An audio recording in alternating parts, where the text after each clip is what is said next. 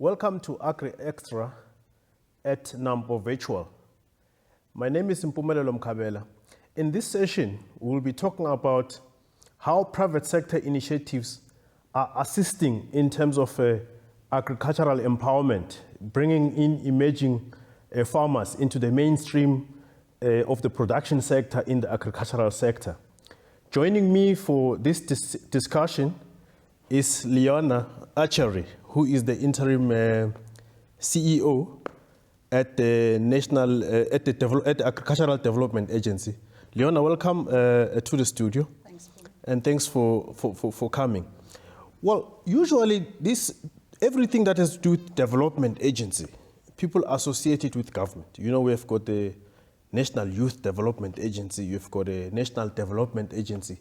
All of these agencies are associated with the state, but this is a different development agency in the agricultural space, initiated by private sector players. How does it work? Oh, absolutely. This is a totally private sector driven initiative. It is a not-for-profit company. It's an initiative that started 2018 or so it was more than 24 months in the making. It's several parties within the agricultural sector that decided to come together.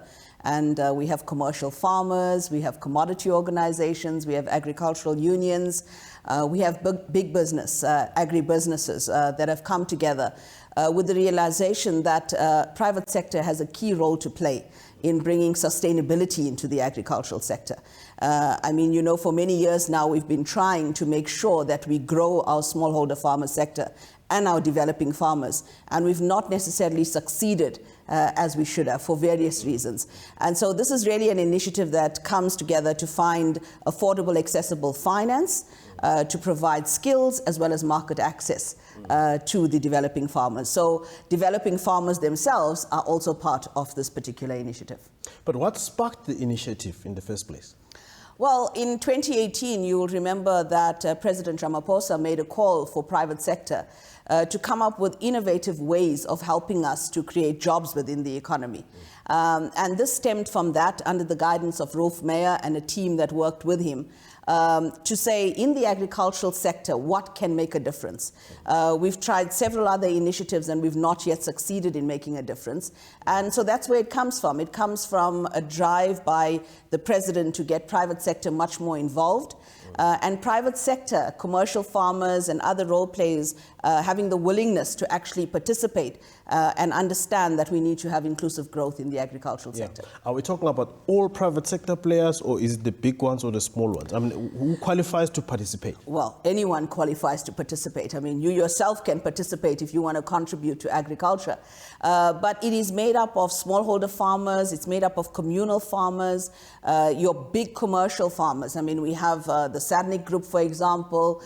We have Skuman Boerdery, so what people refer to as mega farmers, they've joined up. We have the financial sector, your Santums and several others that have also joined up. Yeah. And retailers like Woolworths, for example. We have Remgro, RCL. So it's open to anybody who wants to partner with and ensure that we bring transformation within the agricultural sector, but more than that, that we build long-term sustainability in the agricultural value chain.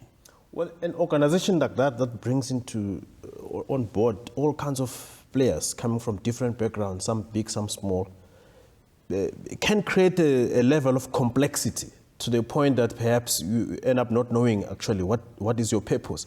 So tell me, what is the role of each player in all of this? Okay. So like I said, our key objectives, right, is to create accessible and affordable finance. That's the first one. Yeah. The second one is to ensure skills development, because that has been one of the key challenges that our smallholder black farmers are facing at the moment. Yeah. And the third one is around ensuring market access. So when we bring all these players together, each of them adds value in terms of those different components of the objectives. Yeah. So if you look at your retailers, for example, one of the biggest problems that we face, both in land reform farmers and the black farming sector, has been access to market. And we went through an extensive consultation process with smallholder farmers and commercial farmers to understand where the gaps were. and we are trying to address those gaps. So the commercial partners that have come in, the commercial farmers, they would then partner with the smallholder farmers in terms of developing them at production level.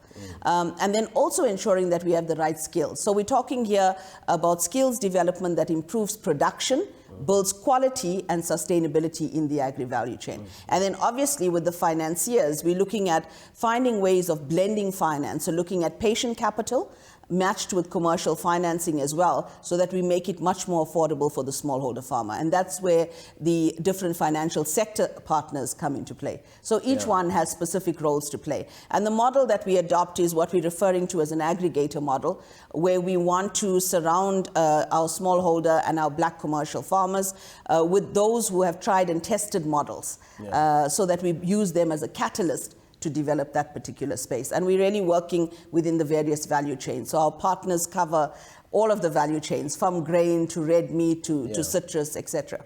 That's what we're trying to do. You say that, I mean, this was triggered in part by the president's call that the private sector should contribute in the development of the agricultural sector.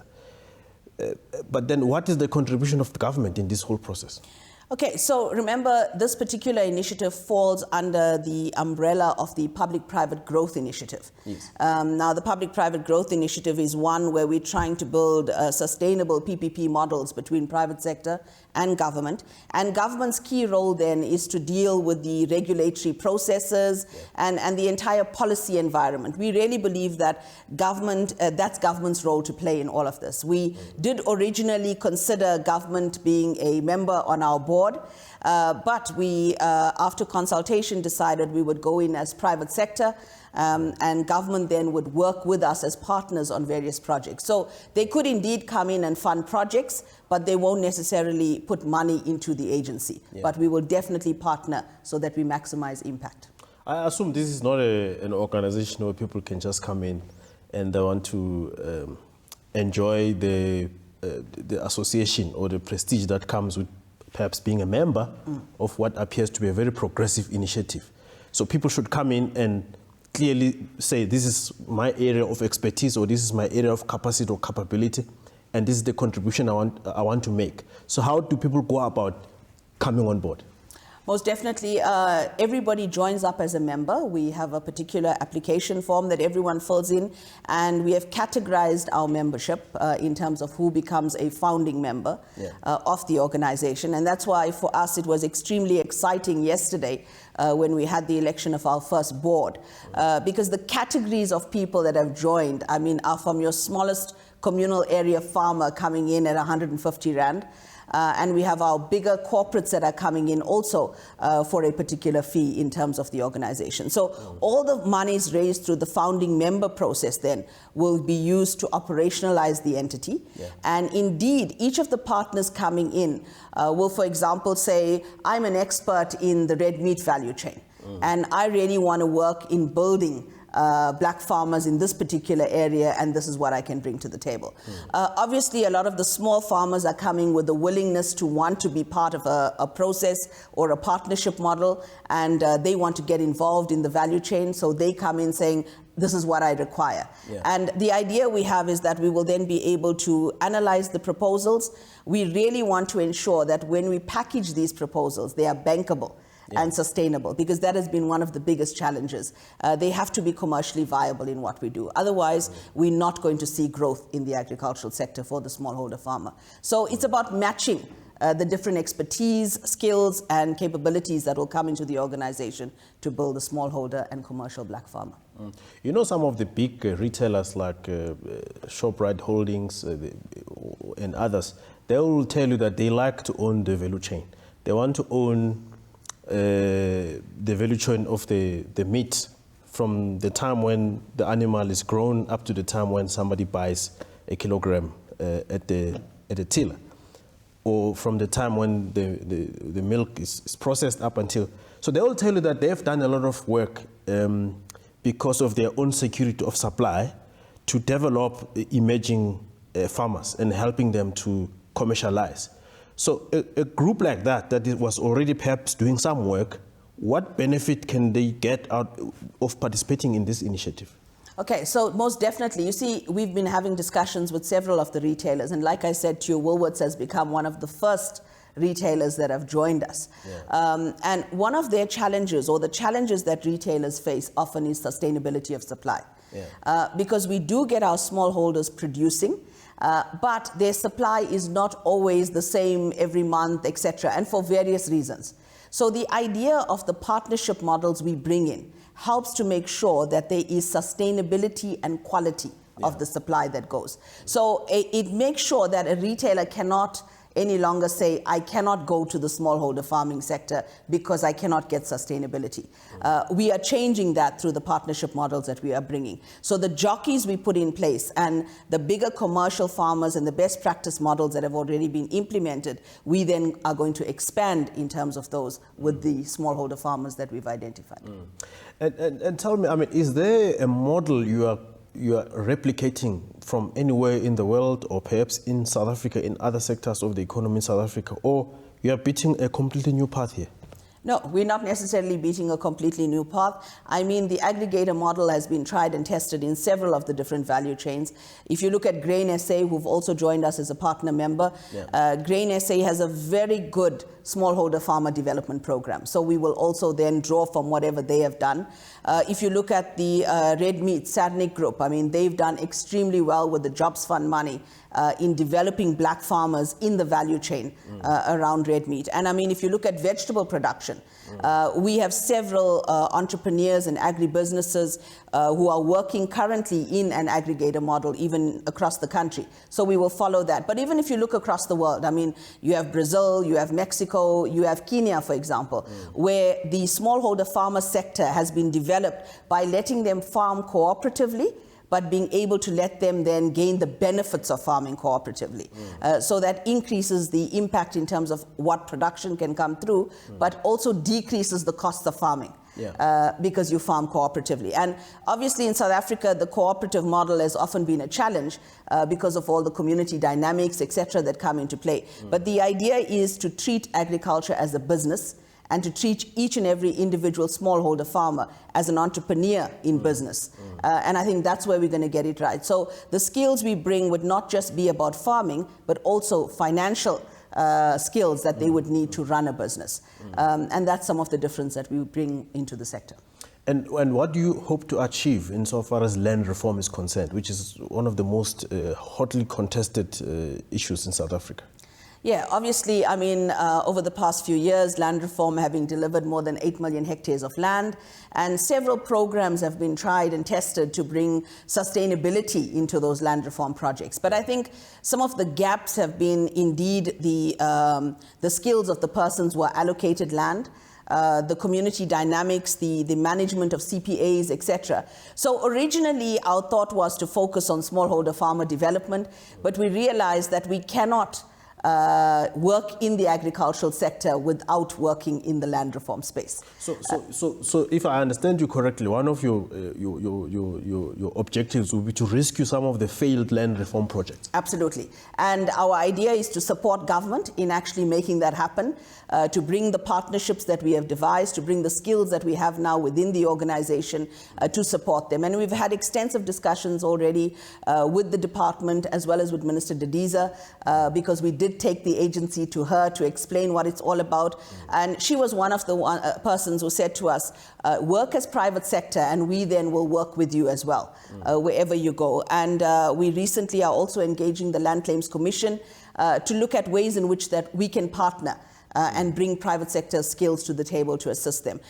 Most definitely we have to work to bring the land back into production wherever it is, and to develop those that have been given the land. Because you cannot have land and it not be an economic benefit for you. We want to ensure that that's what we do, and we'll use the partners that we have, as well as the markets and the access to finance to support government. Land reform, yes, giving land back, restoring land and redistribution, etc., is a government mandate. But I think that this is the time for partnerships to make it work. Government alone cannot do this. You know, in many sectors of the economy, private sector players often complain about burdensome regulations or regulations that are prohibitive in terms of allowing investment and the creation of jobs. Are there perhaps certain policies, regulations, or pieces of legislation that you have identified or you are trying to figure out that might be a stumbling block to what you're trying to do? Okay, so I think the good thing that we have been engaging over the last few months as AGDA, even though we were still a new stakeholder, in terms of the agri sector, we've been lucky to be part of the Agri Master Plan process with government. Yeah. We're representing the development arm. We work very closely with AGDAs and other sector partners. And through the Agri Master Plan process, we have been engaging government. And in that, we will identify then where the gaps and the shortfalls are, which are the inhibiting regulatory issues that need to be dealt with. Obviously, there are certain things around certain productions that you can go into. There's issues around the capacity around veterinary services that you need to look at. There's several things, especially around export, that as a country we need to look at. So we have been engaging at different levels, one at the master plan level directly with NAMC and the department, but also at the PPGI level, the public-private growth level, where for every sector and every commodity, we begin to identify those hurdles and we engage then directly with government in terms of how we can resolve them. So I think that for me, I've been working in the sector for many years. The past 2 years has really been quite open consultation between government and private sector on how to fix things within the sector. Do you find, in your personal experience, sufficient willingness and people being truthful and trusting with one another? People come from different backgrounds, different sectors in the value chain. But do you find the willingness and the desire to actually collaborate towards a common goal? Yeah, I think for me that has been one of the most exciting things. I think generally there is great willingness at the moment within the sector, both from your commercial farming sector and your smallholder farmers and your black emerging commercial farmers to say, listen, we've tried several different initiatives and we really believe that we can take hands. Obviously, it's not easy. I think the trust deficit is there in the sector still, and we need to make sure that we use good models to make people begin to accept that working together is going to help us to achieve more. And, given the politics of our country, especially around land, that is not always easy. But I think with the group that we have currently within the agency, the idea is that we will select pilot projects that will begin to showcase then what can be done by working with each other. What is one thing that you think stands in the way as a risk to your initiative? Well, obviously, we are at the moment capital raising for the agency so that we can begin to fund projects. COVID came along just as we were busy trying to do all of that. So that meant that there is obviously a shrinkage in the economy at the moment, even within the commercial banking sector and others. So that remains one of our big risks at the moment. But we've had a good uptake in terms of our discussions, both with the DFIs within South Africa as well as internationally.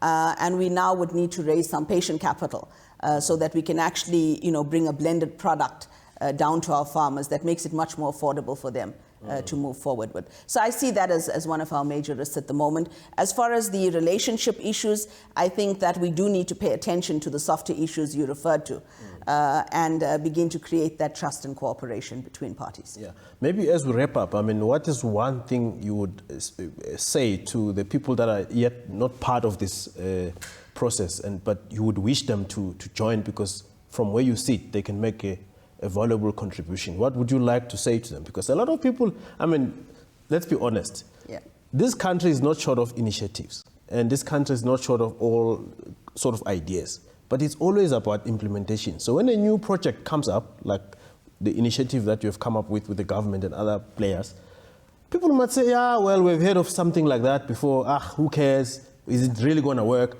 So what is your message to those people who are doubting? Well, I think that we started this initiative 2 years ago, and I'm sure there were definitely doubters, and I think there are still going to be doubters. But I think that what we've been able to do in the 2 years, very few such initiatives have been able to do. Yeah. I think the fact that we've been able to mobilize across the sector and across the value chain, the partners who sit with us, like I said to you, stem from the smallest farmer sitting out in the Eastern Cape, to the biggest mega farmers here in South Africa. And I think all of us have a part to play. And yeah, if you still don't trust, maybe in the next few months as we begin to roll out some of those pilots, you're going to see the difference that we can make. And often, you know, we learned yesterday as we were going into our elections, I think all of the doubters suddenly began to flood and say, I want to be part of this. Because I think that there was the feeling that we may not get to the point of electing a board, and the nominees for our board are really credible individuals, and tomorrow we will release then the names of the board members, and people will see that we really want to build a strong agency that is credible with good governance that can drive agriculture in our country. Well, that would be critical. I mean, if I may offer an unsolicited advice, I would say if you get governance issues sorted, you're probably on a stronger footing to make progress. Anyway, that brings us to the end of our discussion, and all the best with your new initiative. And that was it in our discussion today about this new initiative that brings all private sector players together in an attempt to try to get this sector kicking and being competitive. And we wish them well. Thanks for joining us. Goodbye.